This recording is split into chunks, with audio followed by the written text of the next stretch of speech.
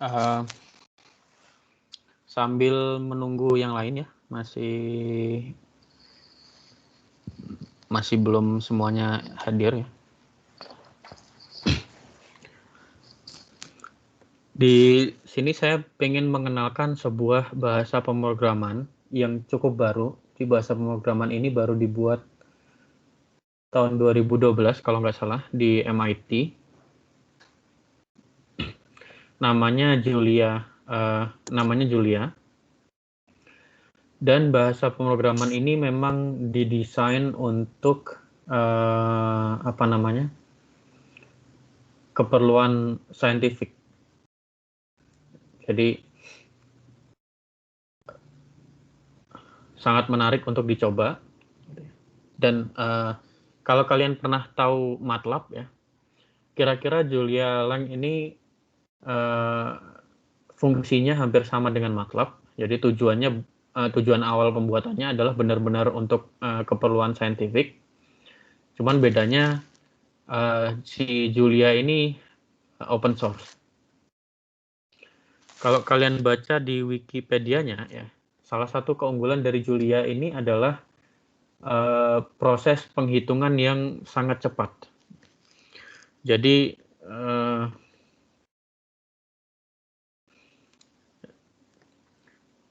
dia sudah bersaing dengan bahasa pemrograman seperti C, C++, dan Fortran untuk high level bahasa pemrograman tingkat tinggi ya, yang bisa menghitung dengan ukuran ukuran threads-nya itu sekitar 1,54 petaflops. Dia dikerjakan di cluster. Dan di sini kalau kalian baca ya, jadi pada tahun 2015 Federal Reserve Bank of New York, ya, jadi mereka menggunakan bahasa pemrograman Julia untuk mengkaji situasi ekonomi di Amerika, di United States, dan ternyata hasilnya kode mereka yang pernah mereka buat di MATLAB, kemudian mereka gunakan algoritma yang sama di Julia, itu hasil penghitungannya itu sekitar 10 kali lebih cepat daripada MATLAB.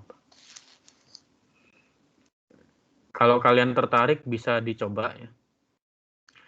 Ada beberapa yang bisa dipakai misalkan untuk visualisasi, kemudian untuk keperluan secara umum ya, misalkan membuat game atau apapun, itu bisa kita menggunakan Julia karena bisa pipe langsung ke bahasa pemrograman lain juga. Kemudian untuk data science gitu misalkan ya, analisisnya juga menarik, machine learning. Misalkan machine learning kita mau mendesain sejenis controller supaya kita bisa menyentabilkan ini namanya inverse pendulum. Kemudian hal-hal saintifik lain dan untuk parallel computing. Nah, ini namanya Celeste Project yang sudah pernah sampai 1,54 petaflop per detik. Jadi per detik itu sebesar 1,5 petaflops yang bisa dikerjakan. Itu sangat besar.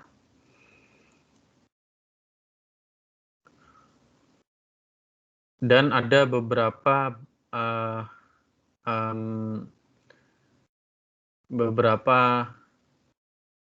aplikasi yang kalian bisa pakai ya. Misalkan untuk membuat lagu, ada di sini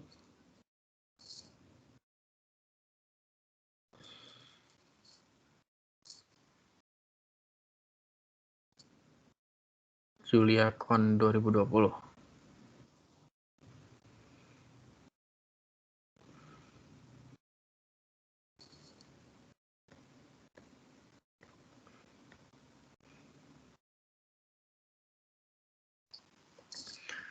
Uh, misalkan di sini ada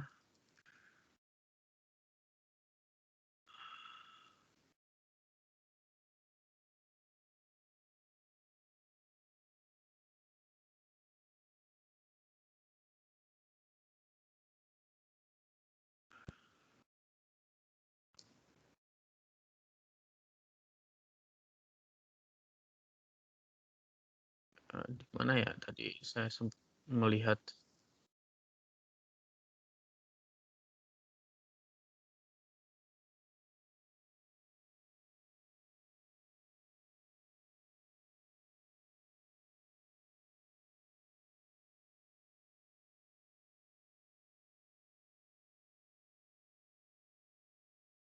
Permisi Pak, permisi Ya. Pak. Untuk presensi di SIUP gimana ya Pak? Presensinya nanti saya ambil dari kehadiran di sini saja, karena tidak bisa membuat sesi di SIUP. Siap, Pak. Terima kasih Pak. Saya sedang mencarikan tadi apa ya namanya.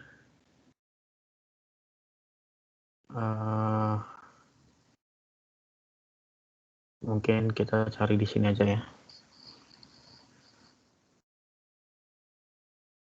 Nah, seperti ini contohnya. Jadi ada musisi yang menggunakan bahasa pemrograman Julia untuk tuning musiknya supaya lebih harmonis gitu. Banyak paket-paket yang package yang bisa dipakai di Julia. Kalian bisa coba-coba kalau berminat. Dan asiknya lagi ya, dia bahasa pemrogramannya itu simple untuk dibaca, jadi mirip-mirip Python, mudah untuk dibaca, seperti ini ya. Tetapi menurut saya lebih mudah. Kemudian kita bisa menggunakan Jupyter Notebook atau Visual Studio Code untuk menjalankan Julia ini.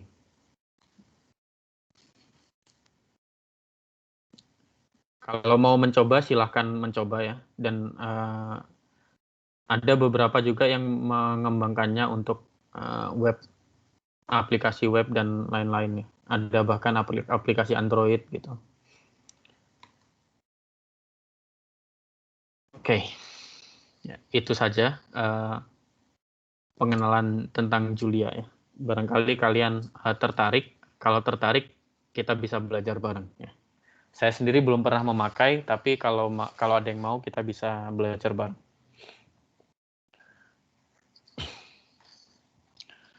Oke, hari ini ya, kita melanjutkan materi yang kemarin di regresi eksponensial. Nah, di akhir materi yang kemarin, saya sudah meminta kalian untuk mengerjakan latihan ini ya. Ada yang sudah mengerjakan? Sudah Pak. Sudah. Siapa tadi yang menjawab? Farizal. Farizal boleh share screen-nya, dilihatin kerjaannya kalau mengerjakan di komputer. Ya Pak, kelihatannya bukan saya juga yang sudah selesai. Yang lain, siapa tadi? Saya tadi Pak, Ari Pak. Oh, Ari, ya silakan Ari. Oh iya.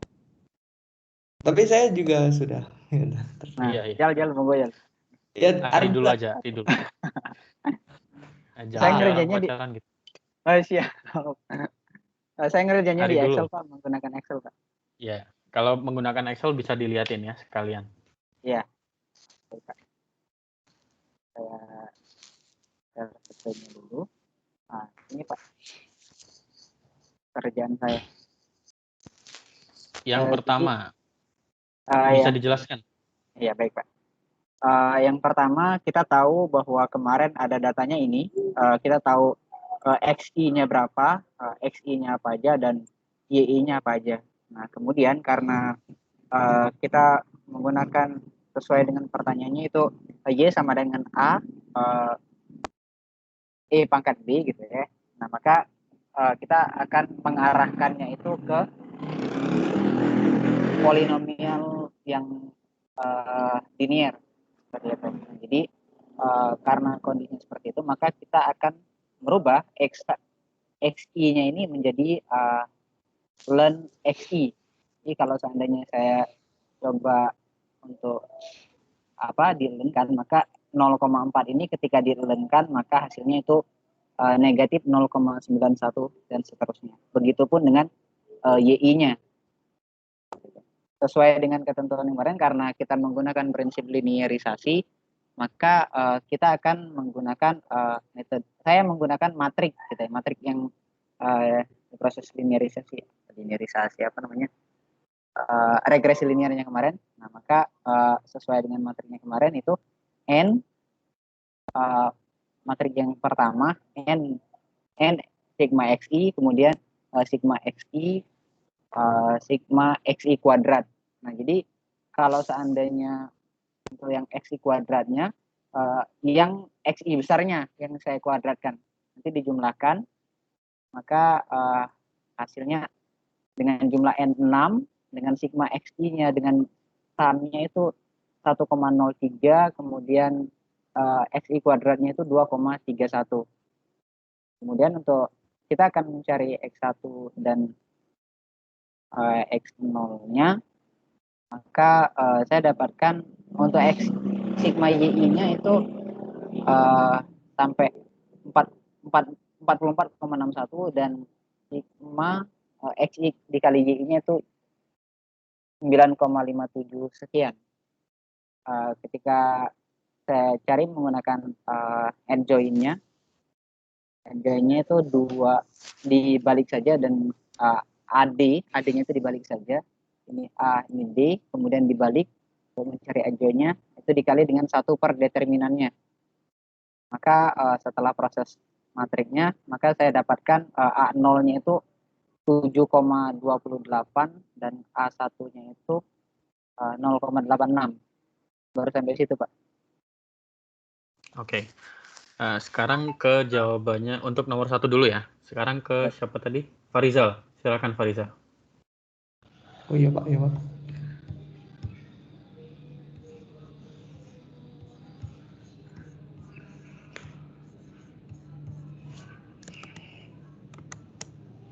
Udah terlihat, Pak? Iya, silakan. Oh ya. Ya, gitu sih. Jadi sebelum saya ngutik-ngutik datanya dulu, saya lihat bentuk datanya dulu. Ternyata datanya agak berbentuk eksponen, fungsi eksponen. Saya coba sesuai dengan ketentuan kenapa kok y-nya perlu di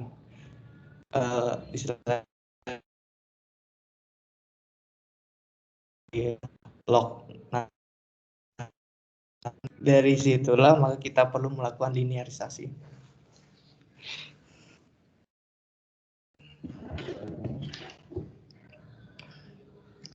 Halo, Pak. Iya. Oh, saya takutnya putus. Sempat putus-putus tadi. Oh, sempat putus ya. Sebentar. Tapi nggak apa-apa, udah sudah oke.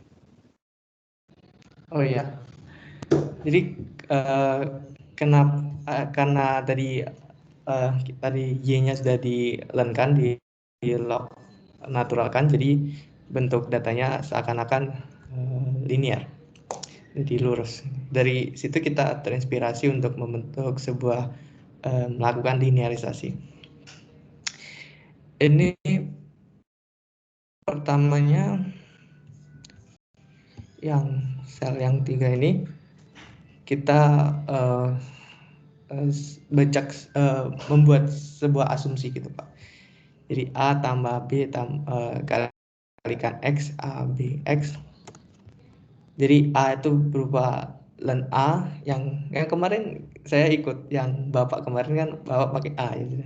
A sama A kecil sama A besar, jadi saya ngikut juga. Jadi A besar itu sama dengan log natural ln dari A kecil, B besar sama dengan B, Y sama dengan Y besar sama dengan ln dari Y kecil. Jadi kita bentuk pakai rumus normal ya, normal equation tadi yang diaplikasikan pada linear regresi karena sudah dilinearisasi. Jadi apa yang kan kita cari n-nya, jadi ukuran dari datanya, lalu jumlah x1, sum dari x1, x yaitu x1 jumlah dari sum dari x1 kuadrat, lalu ada sum dari y1 log natural y, ada juga sum atau jumlah dari x1 kali log natural y1. Nah itu, ini kan rumusnya kan saya ketik aja di sana. Saya komentar aja. Ini grogi Pak. Jadi kan kemarin A inverse ya, A inverse dikalikan dot ya dikalikan B ya. Jadi kita cari B-nya dulu dari bentuknya. Kalau di contohnya kemarin itu kan itu matriksnya bentuknya kolom kan. Jadi kita bentuknya berubah jadi matriksnya kolom ya. Jadi kita rubah dari matriks yang bentuknya baris berupa array 1 dimensi jadi bentuk 2 dimensi. Ini jadi elemen dari matriks itu adalah jumlah atau sum dari log n len dari y sama satunya itu x1 kali len y dijumlahkan juga. Ini kita bentuk a-nya kan n jumlah dari x1 jumlah dari x, terus selanjutnya x1 jumlah dari x, lalu jumlah dari x kuadrat. Terus yang A1 karena kita yang 5 ini kita belum kita inverse, lalu kita inverse kan. Inverse np dot linear ya gitulah. Linear algoritma linear algebra inverse. Nah, ini kadang saya salah ya, kadang kalau Python kan kadang perkalian langsung gini. Jadi jangan pakai itu, tapi kita pakai dot product karena kita dot product. Nanti kalau pakai perkalian setiap elemennya nanti dikali. Jadi dihasilkan koefisien 6,3. Itu yang nilai A, nilai E-nya, dan nilai B 0,8. Itu belum sampai di situ. Kita perlu rubah menjadi bentuk model polinomial, jadi bentuk eksponensial, Pak grogi. Jadi A-nya kan np.eksponensial ini sama dengan eksponensial pangkat A1. Nanti A sama dengan eksponensial pangkat pangkat A. Terus B-nya sama dengan B, lalu dimasukkan ke dalam rumus eksponensial model, eksponensial regresi pakai ini. Lalu dihasilkan prediksinya, dihasilkan prediksinya. Jadi nilai A sama dengan 5. Oh, belum prediksi. 5. Ini nilai A-nya dulu 546,59 ya. Nilai B 0,81. Terus tadi kita hasil prediksinya kita masukkan nilai X-nya tadi. Akhirnya saya gambarnya kan jadi kayak gini. Errornya belum saya cari sih, errornya. Oke, nggak apa-apa, errornya nggak usah dihitung ya. Iya Pak. Oke, ada yang lain nggak? Ada yang notice perbedaan jawaban dari Ari dan Farisal? Ini Mbak, kalau punya Kak Ari tadi yang XI-nya itu kena len juga, Mbak. Oke. Ya. Jadi sebenarnya jawaban keduanya itu bisa dibilang benar ya. Jadi punya Farisal benar, punya Ari tidak salah. Tapi Ari ada kecelakaan sedikit tadi ya. Coba Ari share screen-nya lagi, Excel-nya. Baik, Pak.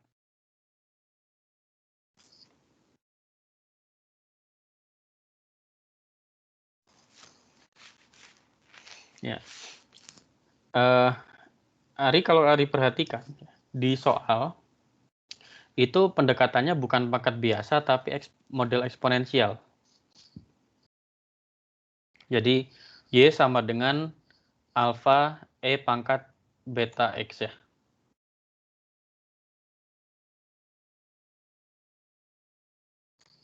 Nah, kalau pendekatannya alfa E pangkat beta X, itu data X-nya itu tidak perlu dilenkan, Hari.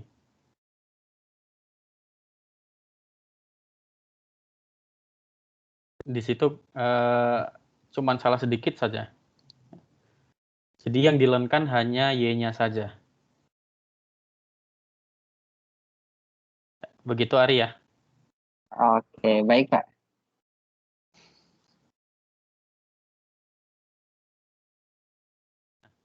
Di sini kalau kalian lihat ya, untuk semuanya ya, Ari mencoba menggunakan Excel.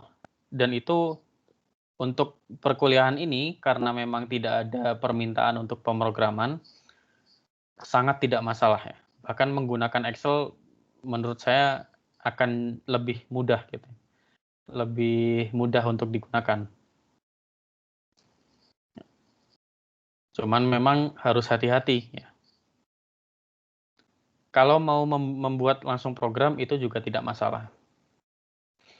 Ya. Kemudian selain Ari dan selain Farizal, untuk soal yang kedua ada yang mau berbagi jawabannya?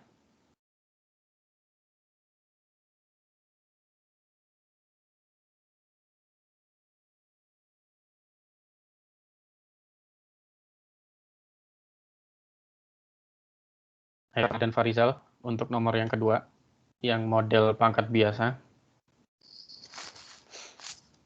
Oh, saya Pak. Selain Farizal. Oh, saya. Ada yang mau nggak nih? Coba siapa ya?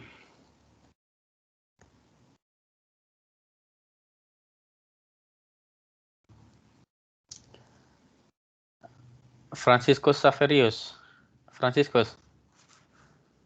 Oh ya ada Pak, tunggu Pak. Soalnya lagi share screen, tunggu. Baik Pak. Enggak, ini bahas.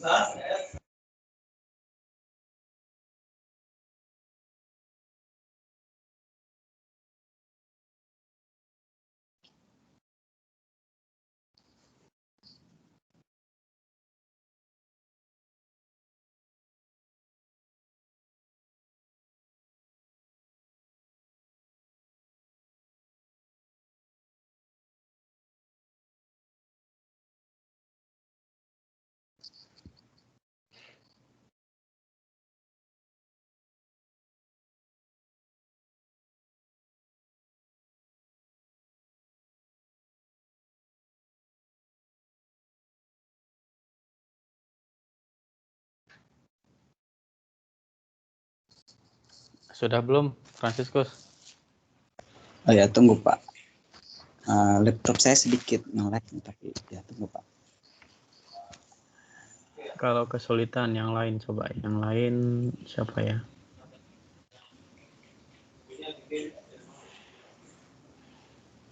Bisa nggak? Bisa nggak, Franciscus? Sudah bisa. Ini, oke. Nah ini.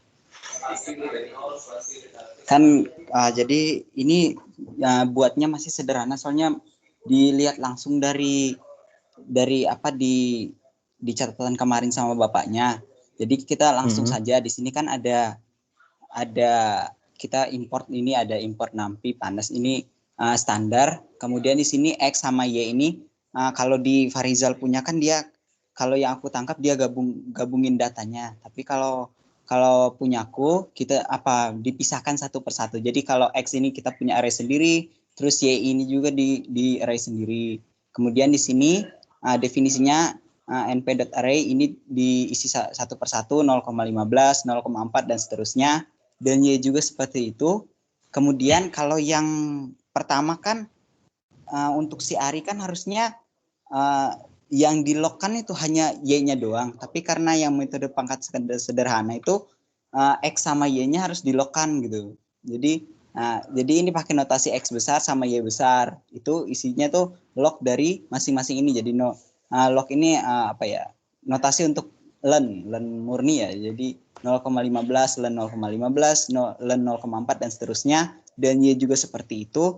Kemudian kita butuh seperti yang kemarin itu ada mana ya? Nah, ada XI kuadrat sama XIY. Kemudian kita juga definisikan seperti sebelumnya. Karena di sini pakai Jupyter Notebook. Aduh, lambat ya. Nah, karena di sini pakai Jupyter Notebook. Jadi langsung saja. Di sini X besar kuadrat sama dengan data yang sebelumnya ini tinggal dikuadratkan saja. Kemudian XY ini artinya XI kali YI, isinya X kali Y gitu. Kemudian di sini karena bentuknya sudah pelinearan gitu, jadi langsung saja dibuat matriksnya. Matriks A ini isinya NP matriks, kemudian panjang dari data X, kebetulan data X sama data Y pasti banyak datanya sama, kemudian jumlah dari X-nya, kemudian yang sebelahnya jumlah dari X dan X kuadratnya ini untuk matriks A-nya. Kemudian di sini ada matriks A isinya, banyak datanya 7, oke jelas ini banyak datanya 7.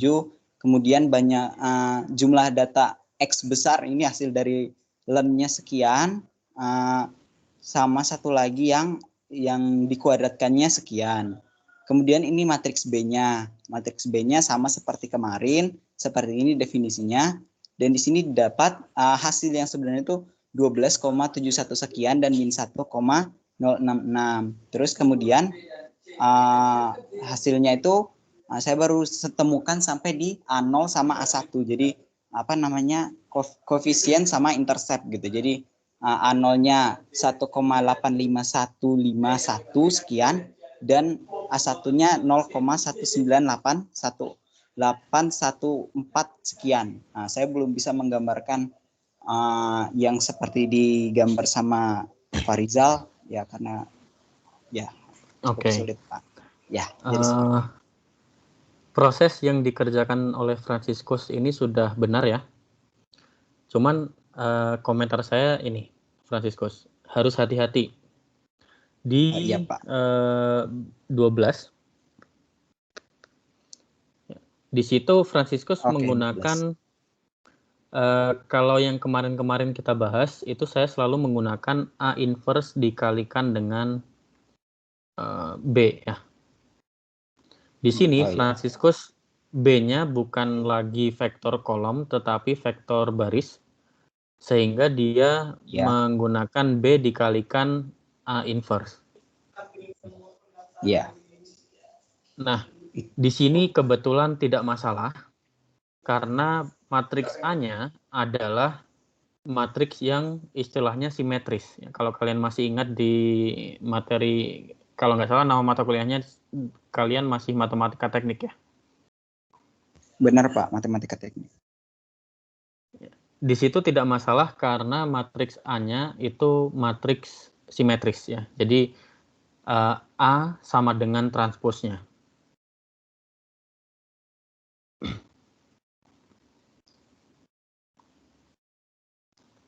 Untuk kasus secara Pak, umum, saya mau nanya. Ini harus hati-hati ya, Franciscus ya. Ya. Jadi jawabannya yang sebenarnya sudah betul. Ya, gimana, Franciscus? Yang sebenarnya apakah harus dibalik sebenarnya NP linear ini dikali dengan B atau seperti apa? Iya, jadi itu coba kamu B-nya dipindah ke belakang. Oke. Tunggu Pak. Kali B. Tapi ada masalah di sini. Iya, ada masalah. B-nya adalah vektor baris, sehingga kamu harus transposkan dulu, jadikan vektor kolom. Oh iya. Soalnya kemarin juga Jadi pekerjaannya nge-stuck di sini, Pak. Suka error itu gitu. bisa, Jadi kamu diakalin. bisa pakai np Eh, dot untuk b-nya itu np dot transpose. B sama dengan np dot transpose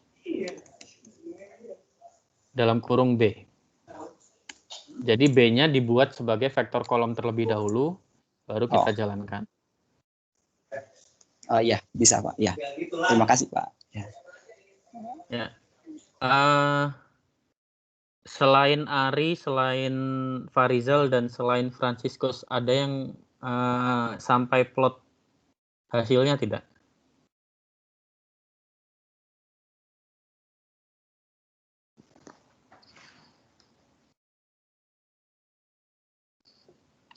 Ada yang sampai plot datanya?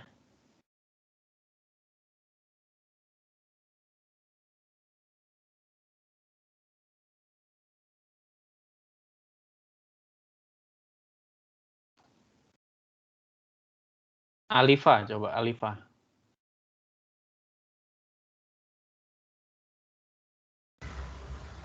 Halo Pak, Ya, sudah dicoba? saya sudah coba tapi belum sampai plotnya Pak.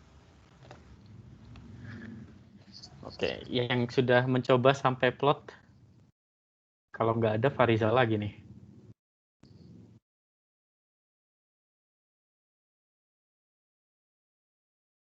Ya sudah, Farizal silahkan.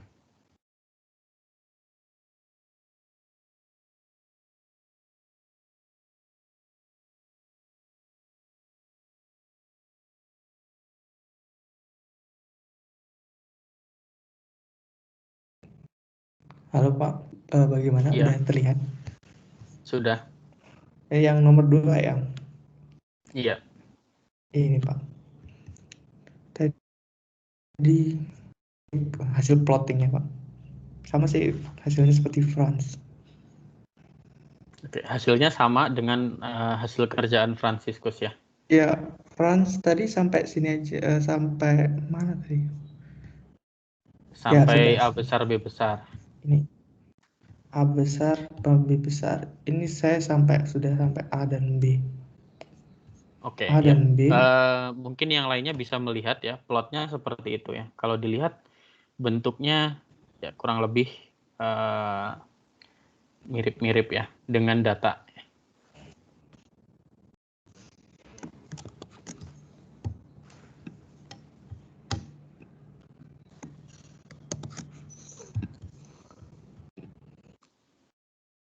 Oke, semuanya sudah kelihatan ya? Saya screenshot aja Pak. Nggak usah, nggak apa-apa. Oh, iya. Oke, sekarang saya coba demonstrasikan errornya.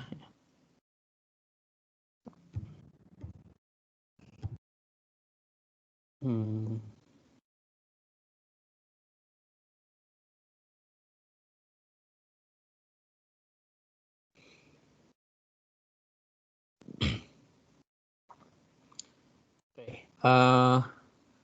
Pertama, ya prosesnya sama ya.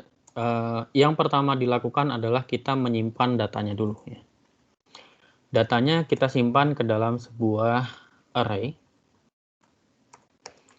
supaya memudahkan kita menggunakan NumPy array. Tadi catatan buat Farizal ya. Kita bisa langsung kuadratkan seperti itu bukan karena kita menggunakan Jupyter Notebook, tetapi karena kita menggunakan library namanya NumPy. Kalau kita menggunakan Jupyter Notebook tapi kita hanya menggunakan list gitu ya, misalkan kita pakai list saja gitu ya, seperti ini, x-nya 0,15, kemudian 0,4, kemudian 0,6,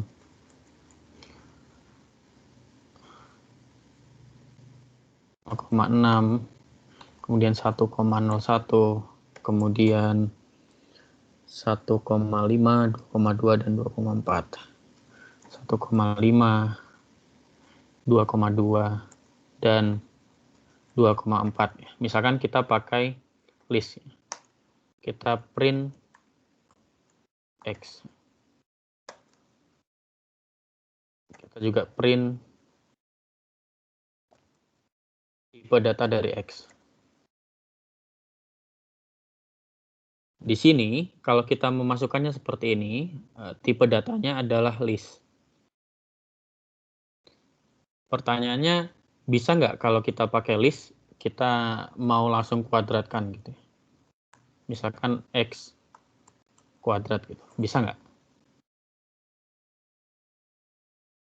Kira-kira.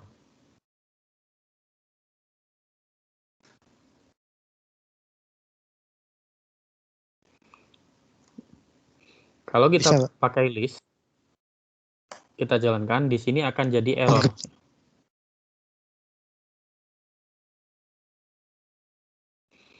Nah, kalau list itu, list kita tidak bisa memberlakukan ini, kecuali kita sudah ubah menjadi NumPy array. Jadi, kita ubah X ini jadi tipe datanya NumPy array, baru ketika kita kuadratkan, kita bisa lihat hasilnya. Seperti ini.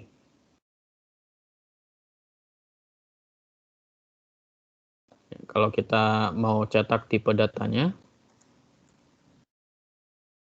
kalau kita ubah jadi NumPy array ya, dia tipe datanya bukan lagi list, tetapi NumPy ND array.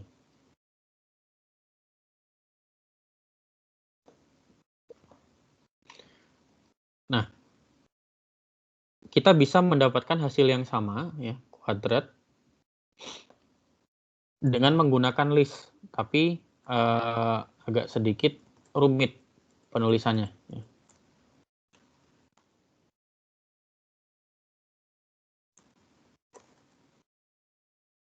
Misalkan kita buat list lagi, list yang baru ya, X square adalah kita pakai yang namanya list comprehension. Jadi element kuadrat for element in X. Ya. Ini namanya adalah list comprehension. Kita mendapatkan hasil yang sama dengan ini tadi. Print np array X kuadrat. Kita dapat hasil yang sama, cuman mungkin ada sedikit masalah di sini, ada hanya masalah ketelitian bilangan saja. Ya. Kalau untuk penghitungan menggunakan NumPy jauh lebih mudah daripada menggunakan fungsi-fungsi standar di Python. Sekarang saya masukkan lagi Y 4,4964, 4,4964, kemudian 51284, 5,1284, kemudian 56931, 56931, kemudian 62884. 62884, kemudian 70989, 70989, kemudian 75507, 75507, kemudian 75106.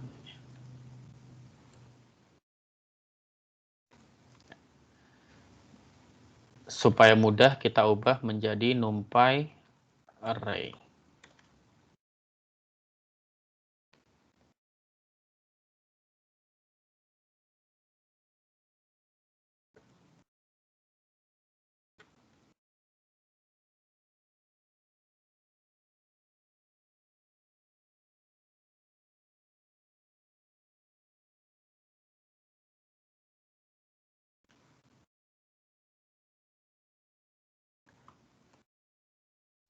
Kita sudah menyiapkan datanya, kemudian yang kita butuhkan adalah log natural dari data ya. Karena kita ingin mendekati dengan Y AX pangkat B ya. Y sama dengan A X pangkat B.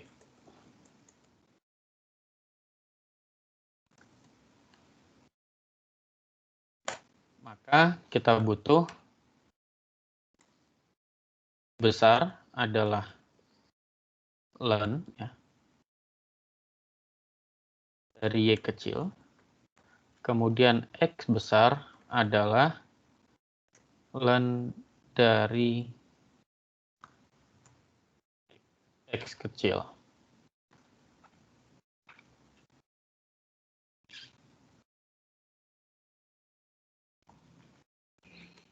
Kemudian yang kita butuhkan lagi adalah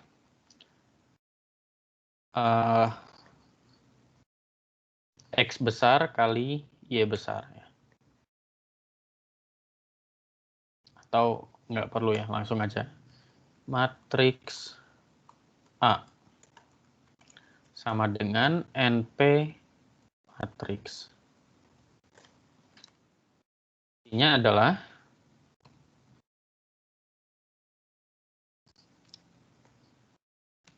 panjang dari data, kemudian jumlah dari data yang log, ya.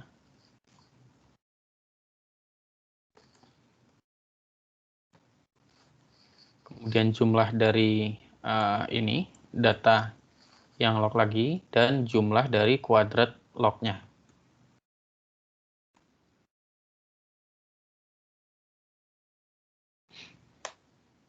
Kemudian matriks B kecil adalah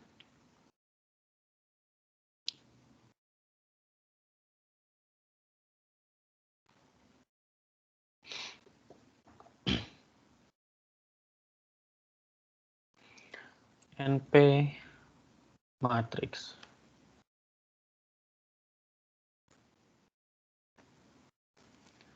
Karena saya ingin membuat matriks kolom, maka saya butuh dua seperti ini. Kemudian isinya adalah jumlah dari data Y yang dilogkan dan jumlah dari log perkalian dari log X dan log Y. Ya.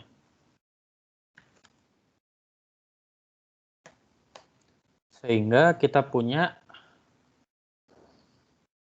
koefisien dari regresi linearnya adalah NP alg inverse, isinya inverse dari matriks A dikalikan dengan matriks B.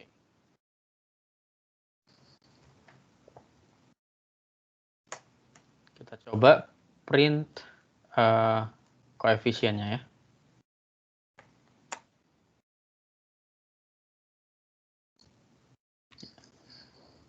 Dari sini kita bisa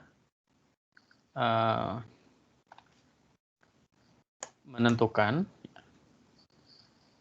A kecil adalah apa? A kecil adalah E pangkat koefisien yang pertama ya.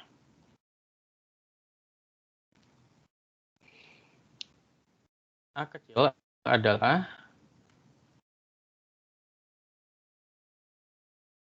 eksponen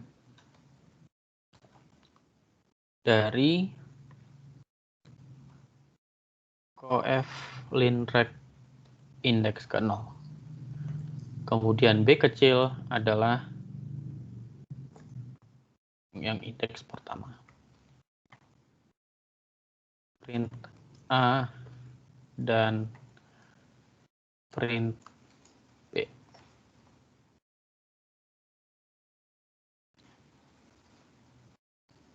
Kita sudah punya A kecil dan B kecil. Kita kembali ke sini ya.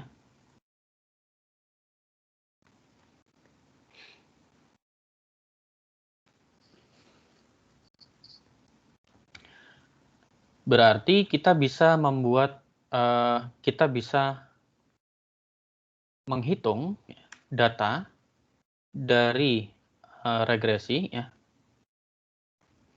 Regresi model pangkat sederhana.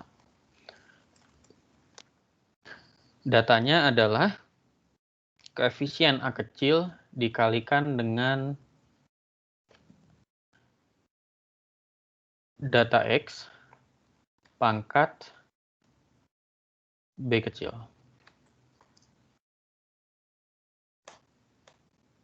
Di sini, di tahap ini kita sudah punya hasil regresinya. Maka kita bisa plot PLT scatter. X dan Y, kemudian PLT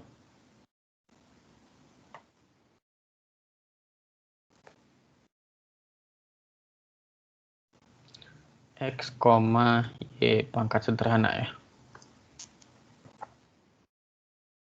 Label yang ini adalah data sebenarnya, dan yang ini adalah data regresi.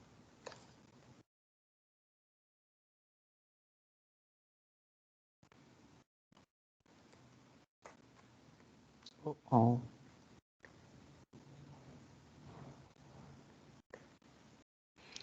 X and Y must have.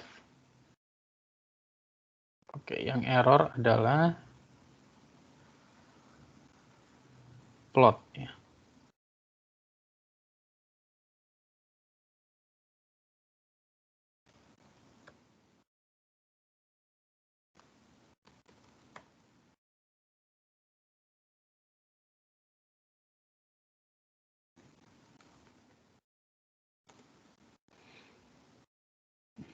Di atas saya ngapain ya?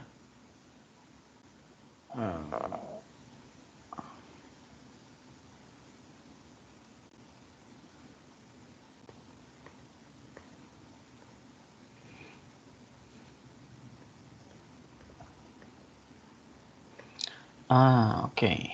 Terbalik. NP transpose.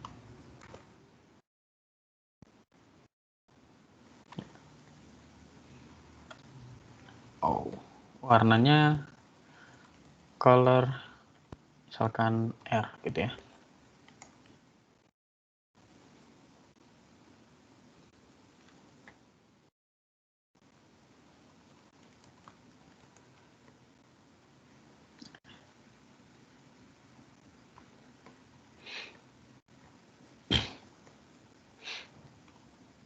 Nah, kita mendapatkan plot yang sama ya, kurang lebih.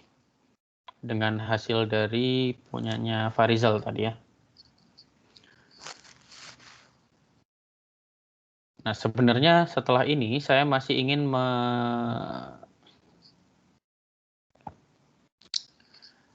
membandingkan dengan yang hasil regresi linear. Cuman waktunya sudah habis. Kalian mau nggak ditambahkan sedikit?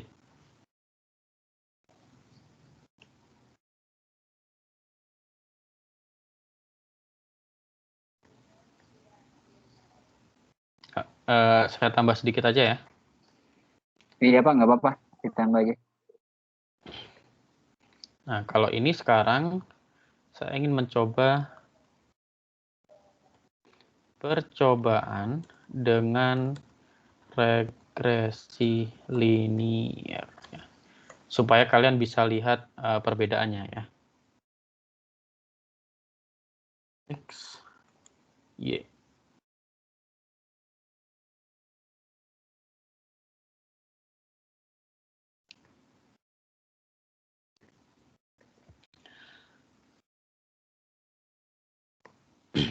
Data regresi pangkat. Kemudian kita bandingkan dengan yang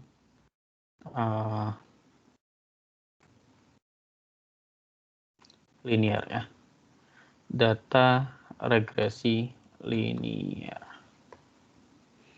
Kalau kita bandingkan, ya, misalkan ini saya kasih warna merah gitu ya. Color green. Saya kasih terus.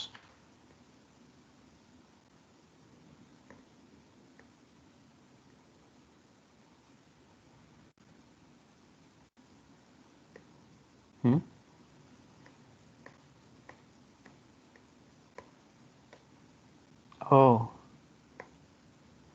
ya, karena saya masukkan colornya.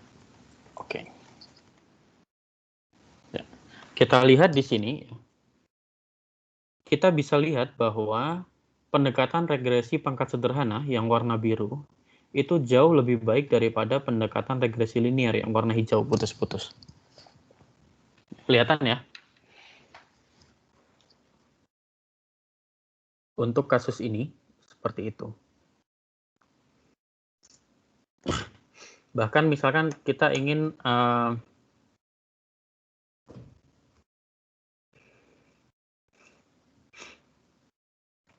misalkan kita ingin mencetak jumlah dari errornya, gitu ya. Print F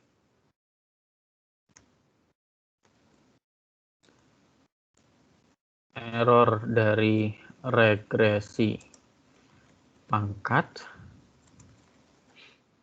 adalah Y jumlah error. Jumlah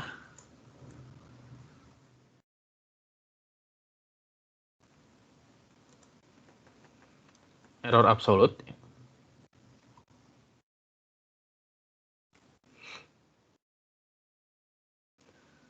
Y reg pangkat sederhana minus Y.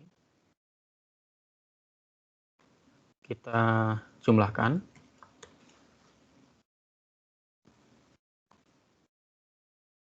Kemudian kita bandingkan dengan yang lain, error regresi linear.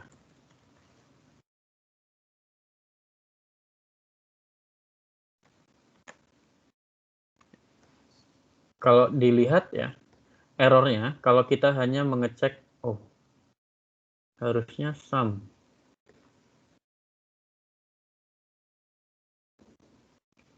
Tapi mengapa seperti ini?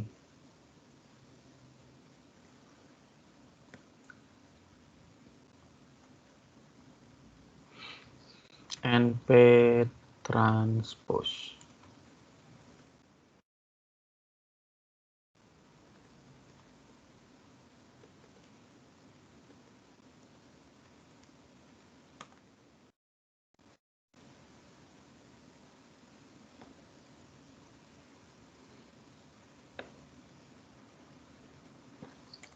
Kalau sumnya saya hilangkan,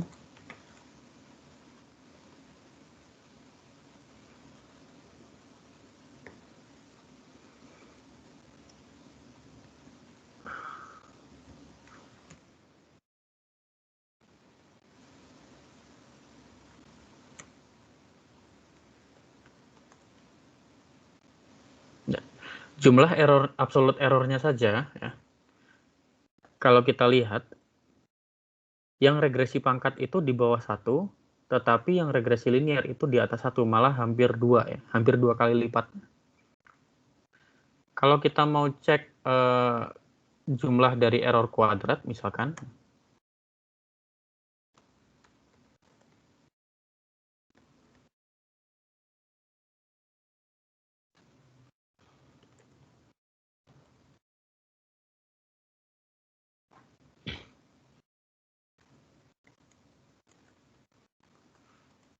kita mau cek jumlah dari error kuadratnya.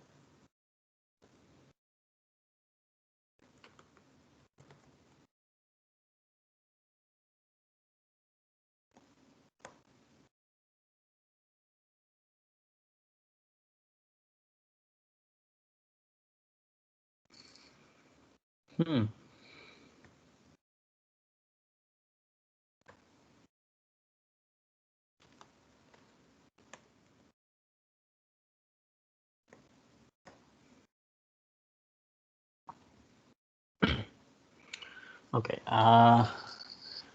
saya tidak tahu ini problemnya di mana ya. Nanti kita cari tahu, nanti saya cari tahu.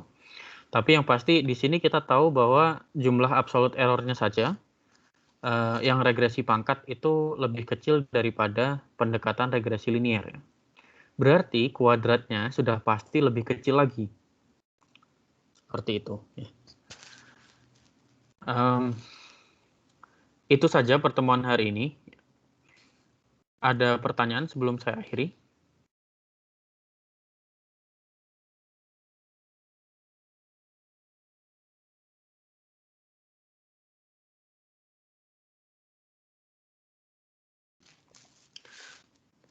Oke, kalau tidak ada pertanyaan, ya setelah ini saya masih di sini. Jadi kalau mau ada yang bertanya di luar perkuliahan, silakan.